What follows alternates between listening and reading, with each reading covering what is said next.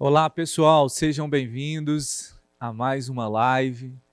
Eu me sinto muito privilegiado de ser participante do corpo de Cristo nessa igreja local, porque nós temos aqui vários conteúdos exclusivamente para todos vocês. E hoje nós teremos mais um assunto que eu tenho certeza que você será ricamente edificado. Queria também te lembrar, compartilhe todas as mensagens. Vamos fazer um trabalho de viralizar aí esses assuntos e eu creio que muitas pessoas também serão edificadas. Se você não se inscreveu no canal, vá lá, se inscreva no canal e também aciona lá o sininho lá para você receber todas as notificações. Se você também não segue a gente na página do Instagram, então vá lá, @verbobh. Todos os dias, às 15 horas, nós temos um conteúdo ali maravilhoso, cada dia com uma plataforma diferenciada para alcançar a sua vida. Irmãos, hoje eu quero falar sobre um tema, um assunto que é muito pertinente à nossa vida cristã, à nossa caminhada, e eu quero falar sobre a reconciliação. Fomos reconciliados em Cristo Jesus, e o fato de sermos reconciliados, o Senhor nos confiou a palavra da reconciliação. Nós percebemos que nem todo crente é um evangelista. Não é verdade? O evangelista são pessoas chamadas ali no dom ministerial do evangelista com ferramentas e habilidades especiais para executar a sua vocação. Mas todo crente foi chamado para o ministério da reconciliação, a propagar, a pregar essa mensagem da reconciliação. E hoje eu quero falar sobre isso. Eu quero que você abra a sua Bíblia em 2 Coríntios, capítulo 5, verso 17. E antes de entrar aqui na perícope aqui que fala sobre o ministério da reconciliação, eu quero ler um versículo anterior que diz o seguinte: e assim, se alguém está em Cristo, é uma nova criatura. As coisas antigas já passaram e eis que se fizeram novas. Nós conhecemos muito esse versículo. Paulo está dizendo o seguinte, e se alguém está em Cristo, estar em Cristo a nova criação é uma condição, estamos condicionados a essa nova realidade. Se estamos em Cristo, somos uma nova criação e as coisas velhas se passaram e eis que se tudo fez novo. Ou seja, se eu estou em Cristo, eu já sou uma nova criação. Então, quando eu confesso a Jesus, há uma nova vida. Eu digo que o Evangelho tem um poder de ressignificação, que entra ali uma nova etapa, uma nova história e tudo se faz novo. Eis que as coisas velhas se passaram e tudo se fez novo. Então, logo após Paulo falar que sobre essa nova realidade, né, a realidade dessa nova criação, que todos aqueles que estão em Cristo, ou seja, estamos em Cristo, o resultado é ser uma nova criação, é ter a vida dele, é ter a natureza dele, é ter a realidade do céu e da eternidade em nós. E logo após ele dizer sobre essa nova realidade, ele vai falar sobre o ministério da reconciliação. Acompanhe comigo, verso 18. Ora, tudo provém de Deus que nos reconciliou consigo mesmo por meio de Cristo e nos deu o ministério da reconciliação. E qual que é o ministério da reconciliação? A saber que Deus estava em Cristo reconciliando consigo o mundo e não imputando aos homens as suas transgressões e nos confiou a palavra da reconciliação. Perceba, irmãos, que Paulo começa dizendo, ora, tudo provém de Deus, que reconciliou a humanidade com ele mesmo. Ou seja, não teve iniciativa humana nenhuma. Tudo começa em Deus e finaliza em Deus por meio de Jesus. Somos salvos pela graça, pela livre iniciativa de Deus nos amar. Ou seja, não tem iniciativa nossa, tudo começa nele e finaliza nele. E ele nos deu esse ministério da reconciliação. E qual que é esse ministério da reconciliação? É anunciar para o mundo que Deus reconciliou a humanidade com ele mesmo por meio de Jesus. E não imputando aos homens as suas transgressões. Olha que interessante, irmãos, a palavra da reconciliação que foi confiada a nós não é imputar as transgressões ou a condenação naquelas pessoas que não conhecem a Deus.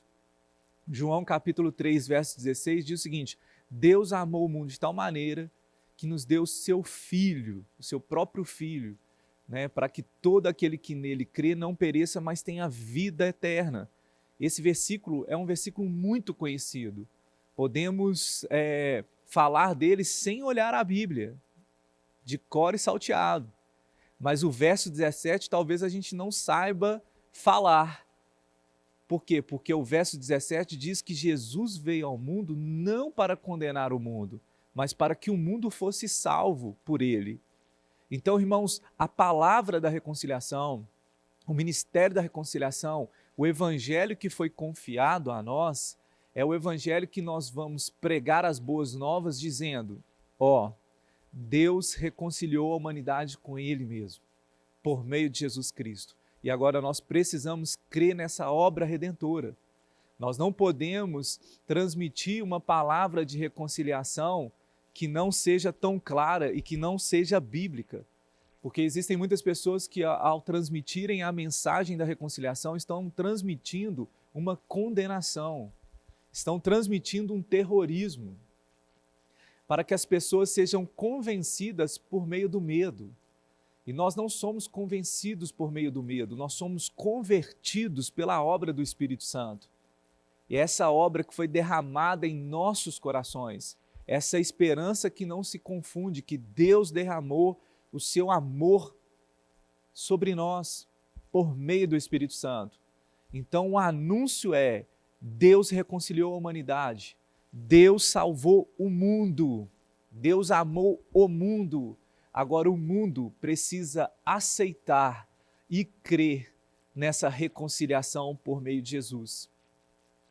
E nós temos essa palavra da reconciliação. Talvez você não seja um evangelista, mas você tem a palavra da reconciliação, de transmitir, porque essa palavra foi confiada a nós. Quando Paulo está dizendo, eu sou devedor, não é porque ele devia alguma coisa para as pessoas ali de Roma ali diretamente, mas ele se sentia devedor porque Jesus confiou o evangelho a ele. Assim como Jesus confiou o evangelho a ele, assim Jesus confiou o evangelho a nós, que é a palavra da reconciliação.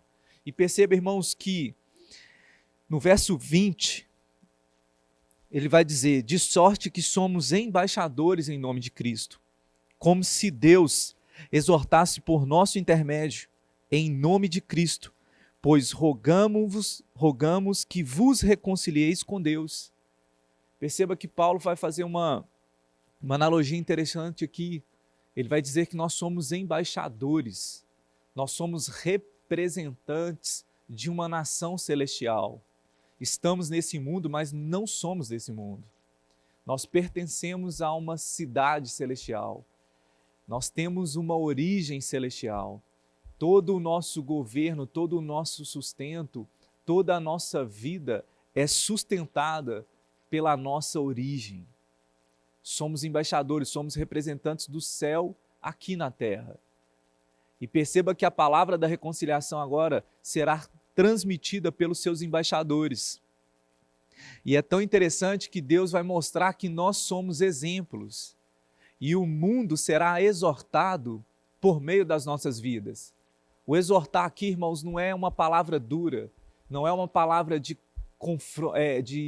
condenação, mas exortar aqui significa convocar, dirigir-se para o lado. Ou seja, nós seremos o outdoor do céu aqui na terra. Deus mostrará o nosso exemplo. Nós seremos os intermediários, nós seremos aqueles representantes que Deus vai utilizar para que todo o mundo seja exortado, seja convocado a reconciliar com Ele. Por isso que a nossa vida ela tem um grande poder de influência para aqueles que não conhecem Jesus. Porque para aqueles que não conhecem Jesus, o mínimo que eles esperam é um padrão de cristianismo que eles vejam em nossas vidas. Billy Graham dizia algo interessante. Ele fala o seguinte, uma pessoa vai ler a Bíblia e 99 lerão cristão. Então, a cada 100 pessoas, apenas uma lerá a Bíblia. E os outros 99 lerão cristão. Nós estamos num tempo que as pessoas querem o exemplo e não só apenas a teoria. Então, a palavra de reconciliação não é somente as palavras, mas que o exemplo também possa falar de uma forma clara, de uma forma evidente, e que as pessoas vejam Jesus. Eu falo que a maior revelação para hoje, nos dias de hoje, é que nós possamos evidenciar as características de Deus em nós, por meio da evidência do fruto, por meio da evidência das características dele em nós. Então, que você possa ser um maior testemunho, né?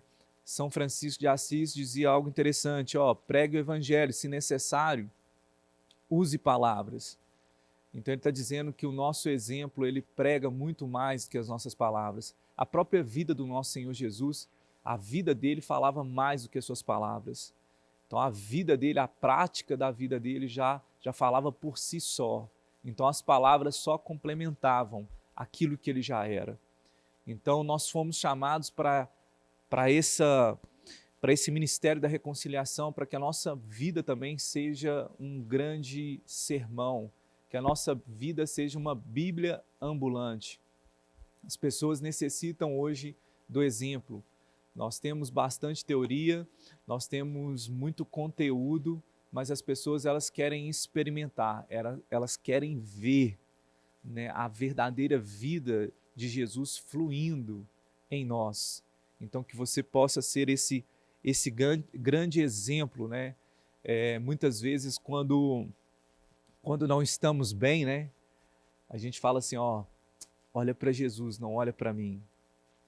Porque nós queremos encobrir, né, às vezes os nossos erros e às vezes não estamos tão firmes na questão do testemunho. Então, para não perder a pessoa, nós falamos para ela olhar para Jesus e nos isentamos. Sabe, irmãos, mas nós não podemos falar isso para justificar, às vezes, o nosso mau testemunho e os nossos erros. Porque Paulo diz o seguinte, sejam imitadores de Cristo, assim como eu sou. Então ele está dizendo, você quer ver Jesus? Não olha para o céu, mas olha para mim. Você vai ver Jesus. Então que nós possamos andar nesse nível, nesse testemunho tão evidente, tão latente e tão claro a respeito da pessoa de Jesus. Então que nós possamos entrar nisso e dizer, você quer conhecer Jesus? Eis-me aqui. E não justificar os nossos erros dizendo para olhar para cima. E a palavra imitadores ali, o original é mimetes, que quer dizer mímica.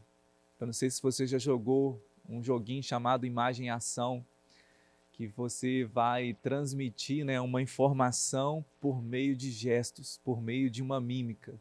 E a pessoa que está jogando com você ali, ela vai descobrir aquilo que você está ali transmitindo por meio de gestos. Ou seja, Paulo está dizendo o seguinte, que nós possamos, por meio de gestos, transmitir a mais e melhor poderosa mensagem da reconciliação. Então, irmãos, que nós possamos ter essa consciência do poder da nossa vida para influenciar o mundo. E eu quero finalizar dizendo que no verso 21, é um verso também muito conhecido por todos nós, que diz o seguinte, aquele que não conheceu o pecado, ele o fez pecado por nós, para que nele fôssemos feitos justiça de Deus. Perceba que esse verso 21 ele está incluso sobre o ministério da reconciliação. Então o conteúdo da palavra da reconciliação não é imputando condenação e transgressões dos homens, mas é a mensagem da justiça. Porque a justiça de Deus se revela no Evangelho. E qual foi essa justiça? Aquele que não conheceu o pecado, ele se fez pecado. Não é porque ele pecou, não é porque ele errou, mas porque ele assumiu a minha e a sua condição. Então, aquele que não conheceu o pecado, se fez pecado, para que nele fôssemos feitos a justiça de Deus. Ou seja, todo o nosso pecado, toda a nossa maldição, toda a nossa miséria, tudo aquilo que nós não conseguimos cumprir na lei, Jesus cumpriu, se tornando tudo aquilo que nós éramos. E toda a justiça de Cristo foi creditada a nós por meio da fé. Então essa é a mensagem da reconciliação. Essa é a mensagem que Deus reconciliou a humanidade com Ele mesmo por meio de Jesus. E como que Ele fez isso? Fazendo Jesus se tornando o pecado, se tornando tudo aquilo que nós éramos, para que hoje nós pudéssemos ser tudo o que Ele é por meio da fé. E isso é a grande mensagem da reconciliação. Então eu quero te inspirar a ser um ministro da reconciliação, que você possa ser um instrumento do Senhor para levar a palavra da reconciliação para todas as pessoas em nome de Jesus. Então sejam abençoados na prática da palavra.